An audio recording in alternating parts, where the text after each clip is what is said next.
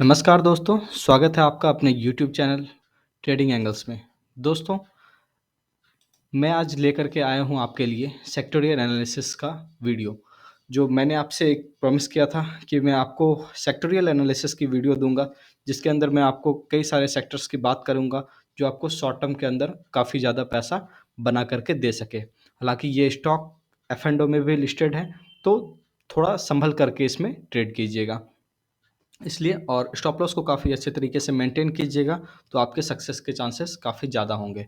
दोस्तों, अ, आप हमारे वीडियो को जो है शेयर नहीं कर रहे हो, ऐसा लग रहा है, क्योंकि मतलब इसके ऊपर जो है मतलब सब्सक्राइबर अभी बहुत कम है। तो आप लोगों का जो है इसमें सहयोग चाहिए, ताकि ऐसे-ऐसे इन्फॉर्मेटिव वीडियो हर लोगों के पास पहुँचे, ताकि उनको भी एक निवेश का एक सही-सही आइडिया मिल सके कि हाँ, किस तरीके से आपको निवेश करना है और क्या आपका स्टॉप लॉस होना चाहिए। कई सारे लोगों को आपको पता है दोस्तों कि उनको ये पता नहीं होता कि मतलब कैसे किस एरिया तक किस स्टॉक को कितना होल्ड करना चाहिए। तो ये सारी चीज़ें उनके दिमाग में नहीं होती, लेकिन फिर भी वो स्टॉक लेके बैठे रहते हैं। अल्टीमेटली कई बार उनको बहुत सारा नुकसान भी हो जाता है, जिनकी वजह से कई लोगों का घर भी उजड़ गया है। तो इस तरीके का घटना बिल्कुल होते रहता है, कई सारे लोगों ने तो सुसाइड भी किया है। ये मार्केट के अंदर एक नॉर्मल प्रैक्टिस की तरह है। तो इसलिए दोस्तों, इसे हल्के में लेने की गलती ना करें और लोगों को थोड़ा-सा अवेयर भी करें इन चीज़ों को लेकर के। लेकिन यही एक ऐसा चीज़ है दोस्तों, जिसके वजह से हम लोग फाइनेंशियल लिटरेसी को पा सकते हैं। तो इसलिए दोस्तों, आपका सहयोग चाहिए, आपका प्यार चाहिए, ताकि आप हमारे वीडियो को शेयर करते रहें और हाँ, लाइक और कमेंट ज़रूर से ज़रूर करें। लाइक और कमेंट हमें मोटिवेट करता है आपको और ज़्यादा इन्फॉर्मेटिव वीडियो बनाने के लिए। अगर आप लाइक और कमेंट नहीं करोगे, तो हमें समझ नहीं आएगा कि आपको किस चीज़ से रिलेटेड कंटेंट पसंद है।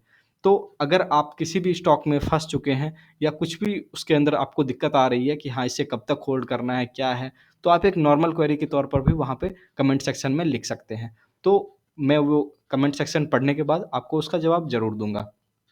तो दोस्तों, शुरू करते हैं आज के सेक्टर के बारे में। तो आज का जो सेक्टर है, मैंने आपसे कहा था कि कई सारे स्टॉक्स हैं जो कि अभी भी इतने खराब बाज़ार में भी गिरे नहीं हैं, बल्कि वो ऑल टाइम हाई लगाने के लिए तैयार हैं या लगभग लगा चुके हैं। तो इसमें सबसे ऊपर है आज मेटल सेक्टर। मेटल सेक्टर की बात करें तो इसके अंदर सबसे पहले हम बात करते हैं वेदांता की। वेदांता के अंदर जब हम देखेंगे, तो वेदांता के स्टॉक के अंदर हम लोग देखेंगे तो यहाँ पे हम लोग देख पाएँगे कि यहाँ पे अपना वेदांता जो है, अगर हम इसको वीकली चार्ट्स पर ले जाएँ, तो ये लगभग-लगभग ऑल टाइम हाई पे खड़ा है। लेकिन ये जिस तरीके के चाल्स में अभी है, ये ऐसा लग रहा है कि ये जा भी सकता है और नहीं भी जा सकता है। तो ऐसे चार्ट्स के ऊपर थोड़ा-सा मतलब इग्नोर होकर के चलें। हालाँकि पूरा का पूरा मेटल पैक अभी अच्छा है, मैं ये बिल्कुल भी नहीं कहूँगा कि वेदांता नहीं चल सकता है। अगर ये आप इस पे एक नॉर्मल सा यहाँ 364 का एक स्टॉप लॉस लगा कर के रखें, तो वेदांता आपको यहाँ से एक अच्छा खासा प्रॉफ़िट दे सकता है। सेकंड नंबर पर है टाटा स्टील। टाटा स्टील के अंदर अगर आप देखें, तो टाटा स्टील के अंदर एक बहुत ही अच्छा सेटअप बना हुआ है, जो बिल्कुल अभी यहाँ से बस ये ब्रेकआउट करके निकला है। आप यहाँ देख पा रहे हैं दोस्तों कि इस एरिया के अंदर यहाँ पे 3-4 बार ये बॉटम लगाया और फाइनली ये अभी यहाँ से ब्रेकआउट करके निकला ही है। तो ये आपका एक अच्छा खासा रिस्क रिवॉर्ड रेशियो हो सकता है, ये आपका स्टॉप लॉस हो सकता है इस एरिया पे, जो कि आपका 1240 के आसपास है। इसको स्टॉप लॉस लगा करके आप यहाँ पे इसको ट्रेड कर सकते हैं। यहाँ पर मिनिमम आपको इस एरिया तक का आपको रिवॉर्ड मिल सकता है, जो कि तकरीबन यहाँ से भी अभी देखा जाए तो 16% ऊपर है। और ऐसा नहीं है कि ये यहाँ पे जाकर के रुक जाएगा, हो सकता है कि कुछ आगे का भी टारगेट हो, तो वो हम आपको रिव्यू वीडियो में बता दिया करेंगे। तीसरा स्टॉक है आपका एनएमडीसी। एनएमडीसी के अंदर काफ़ी अच्छा रिस्क रिवॉर्ड रेशियो अभी बना हुआ है और ये काफ़ी एक अच्छे खासे कंसोलिडेशन के बाद अभी निकलने की कोशिश कर रहा है। तो एनएमडीसी को अगर देखें तो यहाँ पे ये ट्रेंड लाइन को ब्रेक किया एनएमडीसी, और एनएमडीसी ट्रेंड लाइन को ब्रेक करने के बाद इस एरिया पे काफ़ी टाइम से ऊपर खड़ा है और एनएमडीसी अब इस एरिया को बिल्कुल काटने के लिए ही तैयार है कि यहाँ पे ये ब्रेकआउट हो जाएगा। तो इसके ऊपर ध्यान रखिएगा, ये जैसे ही ब्रेकआउट करे तो आप वहाँ पे माल उठा सकते हैं। फिर आपका एक स्टॉक आ जाता है Jindal steel and power. Jindal steel के अंदर आप अगर देखेंगे, तो जिंदाल स्टील एंड पावर में डेली चार्ट पे अगर आप देखेंगे, तो ये लगभग-लगभग ऑल टाइम हाई के पास है और ये हो सकता है 1-2 दिन में, आने वाले दिन में इसको काट भी दे। हो सकता है आज ही काट दे, तो ऐसा भी हो सकता है। तो इस वजह से इसके ऊपर नज़र रखिएगा। पूरा का पूरा मेटल पैक अभी पूरा तैयार बैठा है। फिर बात करते हैं हिंडाल्को की। हिंडाल्को के अंदर अगर आप देखें तो हिंडाल्को में भी बिल्कुल लगभग सेम सिनेरियो ही नज़र आ रहा है। ये भी लगभग ऑल टाइम हाई पे चल रहा है। ये आपका स्टॉप लॉस होना चाहिए 570 का, और इसको आप एक छोटे मीडियम टर्म के टारगेट के लिए इसको अप्रोच कर सकते हैं, मिनिमम 659 660 के टारगेट के लिए। ठीक है दोस्तों।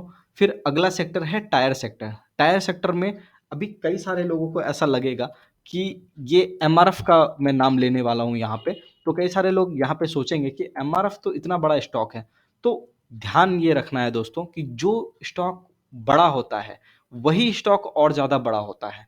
जो स्टॉक छोटा या टिकट साइज का होता है वो जनरली बहुत ज़्यादा बड़ा रिटर्न कई बार देता तो है, लेकिन उसके अंदर आपको रिस्क बहुत ज़्यादा रहता है। तो इसलिए एमआरएफ आज 70,000 का है और बाकी वहाँ पे उस जगह पे नहीं है, तो कुछ क्वालिटी होगा तभी ये यहाँ पे है। तो फिर भी हम बात करेंगे कि इसके अंदर आप देखेंगे कि एक डबल बॉटम का स्ट्रक्चर फॉर्म हुआ है एमआरएफ के अंदर यहाँ पे, और इस एरिया पे आप देखेंगे कि आप ये उठाने के लायक हो चुका है। तो एमआरएफ आप यहाँ से ले सकते हैं, ये आपका स्टॉप लॉस होगा। फिर दोस्तों आ सकते हैं, कल मैंने एक स्टॉक का बात किया था, बालकृष्णा इंडस्ट्रीज। ये भी टायर सेक्टर का स्टॉक है, और यहाँ पे जब आप देखेंगे तो यहाँ पे एक रेड कैंडल बना है, लेकिन फिर भी अभी ये अप ट्रेंड के अंदर है। आवरली चार्ट के अंदर अगर देखें तो ये एक नॉर्मल सा रिट्रेसमेंट कर रहा है। हालांकि कल निफ्टी कैसा खुलेगा ये उसके ऊपर ज़्यादा डिपेंड करेगा कि ये क्या करेगा, लेकिन फिर भी एक नॉर्मल अगर देखा जाए तो ये ज़्यादा से ज़्यादा आता भी है तो इसी एरिया के आसपास आएगा। फिर यहाँ आने के बाद इसको बॉटम लगाना ही पड़ेगा, क्योंकि ये लगभग काफ़ी टाइम से करेक्शन कर रहा है। तो इसलिए इसके ऊपर नज़र रखिएगा। अगर ये यहाँ से घूम के भी आता है तो नॉर्मल आप इसका यहाँ का स्टॉप लॉस लगा सकते हैं कि इसके नीचे अगर ये आए 1892 1890 इस एरिया को याद रखिएगा। इसके नीचे अगर ये आए तो ये समझिए कि बॉटम लगा सकता है, और नीचे आने के बाद फिर ये डबल बॉटम ही फॉर्म करेगा। तो यहाँ पे डरने की बात नहीं है। इसलिए मैं कह रहा हूँ कि इंटरनल मार्केट का स्ट्रेंथ काफ़ी अलग बता रहा है कि अगर आप इंडेक्स को छोड़ दें तो अंदर के स्टॉक की जब आप बात करते हैं तो उसके अंदर आपको स्टॉक के अंदर बिल्कुल भी उस तरीके का कुछ भी नज़र नहीं आता जिससे कि आप ये कह सकें कि मार्केट बहुत ज़्यादा बियरिश हो चुका है। बाजार गिरा जरूर है, नो डाउट, लेकिन वो रेंज के अंदर गिरा है। अगर आप ठीक से देखेंगे, मैंने पहले भी आपको कहा था कि तकरीबन 2021 का जो चौथा महीना था अपना, तो वहाँ के लो को भी हम लोग नहीं काटे अगर ये वीकली चार्ट पे इसको हम देखें तो। ठीक है, और कई सारे स्टॉक तो 8वें महीने के लो को भी नहीं काटे हैं। तो इसका मतलब है कि वहाँ पे मार्केट, और वो नीचे भी नहीं जा रहे हैं। सबसे ज़रूरी बात तो ये है कि वो नीचे भी नहीं जा रहे हैं। तो इसका मतलब ये है कि मार्केट आपसे कुछ और चाहता है, मार्केट आपसे माल छुड़वाना चाहता है। ऐसे छोटे-छोटे फॉल बीच-बीच में आते रहते हैं, लेकिन ऐसे जितने भी छोटे-छोटे फॉल आज तक हिस्ट्री में आए हैं, वो एक अपॉर्च्युनिटी ही साबित हुए हैं। ये आप हिस्ट्री पलट के देख लीजिए। जैसे कि आप यहाँ देखिए 3 टॉप का एक फॉर्मेशन नॉर्मल सा है बालकृष्ण इंडस्ट्रीज़ के अंदर। यहाँ से हम लोग नीचे आए। नीचे आने के बाद जब यहाँ पे एक डबल बॉटम का सिनेरियो बना वीकली चार्ट पे, तो स्टॉक तकरीबन टॉप से 52% टूट चुका था। लेकिन टूटने के बाद फिर क्या हुआ? वापस से स्टॉक ने चलना शुरू किया, ठीक है? और फिर यहाँ पे वापस से एक 2020 का जो सिनेरियो आया था, जो किसी को पता नहीं था, तो कोरोना जैसा सिनेरियो सालों में कई बार आता है। तो इस वजह से वहाँ पे एक बार जो है बाज़ार अनसर्टेनिटी की वजह से नीचे आ गया। लेकिन फिर भी आप देखेंगे कि इस जगह पे, यहाँ पे इस एरिया को नहीं काटा और ये स्ट्रक्चर डबल बॉटम में ही रह गया। लेकिन वहाँ से जो मार्केट चाल दिया, कई सारे लोगों को ये कन्फ्यूज़ कर गया कि ये यहाँ पे क्या कर रहा है, ठीक है? कई सारे लोगों को ये लगा कि ये स्टॉक या इंडेक्स यहाँ पे निफ्टी क्यों वी शेप में जा रहा है? तो उसके पीछे का रीज़न था इंटरनल मार्केट का जो स्ट्रक्चर बना हुआ था, वो अभी वीक नहीं हुआ था। तो दोस्तों आप समझिए कि 2020 जैसे मार्केट में भी जो फॉल आया था, तो उस वक़्त भी स्ट्रक्चर आपका वीक नहीं हुआ था। तो अभी तो बस ये एक नॉर्मल सा फॉल आया है, जो एक रेंज को प्ले करेगा। तो हम में से कई लोग होते हैं कि लीवरेज लेकर के काम करते हैं, जिस वजह से कई बार अगर ये स्टॉक यहाँ से वापस थोड़ा-सा एक डबल बॉटम मारने के लिए आ जाए, तो उनका हाथ-पैर फूल जाता है कि मतलब हाँ भाई, यहाँ पे इतना ज़्यादा नुकसान दिखने लगा। लेकिन ये समझना है कि नुकसान जो होता है, वो भाव को देख के होना चाहिए, ना कि आपके पैसों के देख के। यानी आप 1 लॉट पे जो नुकसान करोगे या 10 लॉट पे जो नुकसान करोगे, ठीक है? वो लॉट आप ये प्राइस देख के मत करो कि मुझे 5 लाख का नुकसान हो रहा है, मुझे 10 लाख का नुकसान हो रहा है। आप ये देख के करो कि मुझे इस एरिया के नीचे इसको नहीं रखना।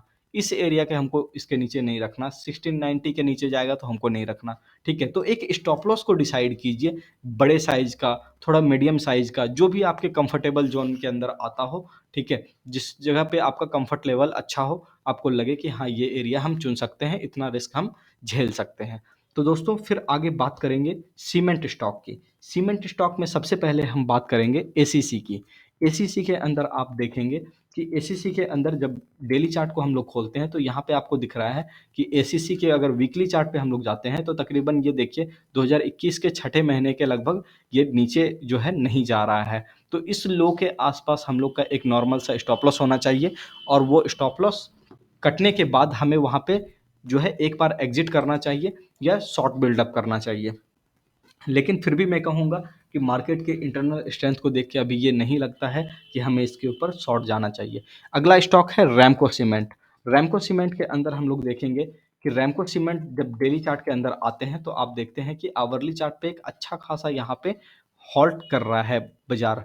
ठीक है, और इसके अंदर जो है ये स्टॉक हॉल्ट कर रहा है और यहाँ पे इस एरिया को नहीं काट रहा। ये काफ़ी टाइम से करेक्शन कर रहा था ये स्टॉक, और करते-करते लगभग ये जो है 2021 के पहले महीने के भी नीचे आ गया, और फाइनली ये अभी जा कर के एक अच्छे खासे एरिया पे, अगर आप इसको देखें तो अगर इस पे एक नॉर्मल सा रिट्रेसमेंट लगाएँ, तो नॉर्मल से रिट्रेसमेंट के अंदर आपको ये दिखेगा कि ये 61.8 का ही नॉर्मल रिट्रेसमेंट किया है, कोई बहुत बड़ा फॉल नहीं किया है। ठीक है? तो ये एक समझने वाली बात होती है कि आपको चार्ट स्टडी किस ढंग की आती है, जिसके बेसिस पर आप एक अच्छे खासे कैलकुलेशन को कैलकुलेट करके किसी सही तरीके के स्टॉक में आप इन्वेस्टमेंट या ट्रेड कर सकते हैं। तो दोस्तों अगला स्टॉक है श्री सीमेंट। श्री सीमेंट के अंदर आप देखें तो श्री सीमेंट के अंदर का चार्ट एक सेकंड खुल जाने दीजिए, फिर हम बात करते हैं। श्री सीमेंट के डेली चार्ट पे अगर आप देखें तो डेली चार्ट के यहाँ पे श्री सीमेंट यहाँ पे नीचे नहीं आना चाह रहा है काफ़ी टाइम से। अगर इसके अंदर देखें तो एक डाइवर्जेंस भी नॉर्मल सा बना हुआ है, हालांकि ऐसा, तो इसके ऊपर हम लोग देखेंगे। आवरली चार्ट पे अगर हम लोग आते हैं तो यहाँ पे आपको दिखेगा कि बाजार अच्छे खासे टाइम से हॉल्ट कर रहा है। तो इस जगह पे और ज़्यादा रिस्क रिवॉर्ड फेवरेबल है, ताकि आप यहाँ पे बिल्कुल मान लीजिए अगर कल बाजार यहाँ खुलता है नीचे और ये स्टॉक आपको इस लेवल पे कहीं मिलता है और यहाँ पे सपोर्ट लेता हुआ दिखता है, तो आप इसको यहाँ से बाय कर सकते हैं। श्री सीमेंट आपको बहुत तगड़ा मुनाफा दे करके यहाँ से बना के दे सकता है। ठीक है, अगला स्टॉक हम लोग बात करते हैं ग्रासिम की। ग्रासिम सीमेंट सेक्टर का ही स्टॉक है। इसके अंदर हम लोग बात करें तो डेली चार्ट पे हम लोग देखें तो यहाँ पे हम लोग को दिखता है कि ग्रासिम काफ़ी टाइम से ये भी करेक्शन कर रहा था, लेकिन ये भी बहुत ज़्यादा करेक्शन नहीं किया है। 2021 का ये 8वें महीने का रेट है, ये रेट, जहाँ पे कि अभी भी ग्रासिम हॉल्ट कर रहा है इस एरिया पर। तो इसका मतलब ये है कि यहाँ से अभी नीचे आने के मूड में तो ये लोग बिल्कुल भी नहीं है। ठीक है? ना ही इंटरनल मार्केट का आपका स्ट्रेंथ ऐसा दिख रहा है कि ये बहुत ज़्यादा नीचे आएगा। तो इसलिए आपको एक सही तरीके का स्टॉप लॉस लेकर के इसमें ट्रेड करना है। ठीक है दोस्तों, तो मिलते हैं अगले वीडियो में, और दोस्तों आपसे रिक्वेस्ट करूंगा कि आप हमारे वीडियो को लाइक किया करें, लाइक ज़रूर किया करें और शेयर भी किया करें। ठीक है? ताकि उससे हमें मोटिवेशन मिले कि हम आगे आपके लिए और भी अच्छे-अच्छे वीडियोज़ स्टॉक्स के ऊपर या फिर आपके क्वेरी के ऊपर बना सकें। ठीक है दोस्तों, मिलते हैं नेक्स्ट वीडियो में। धन्यवाद, नमस्कार।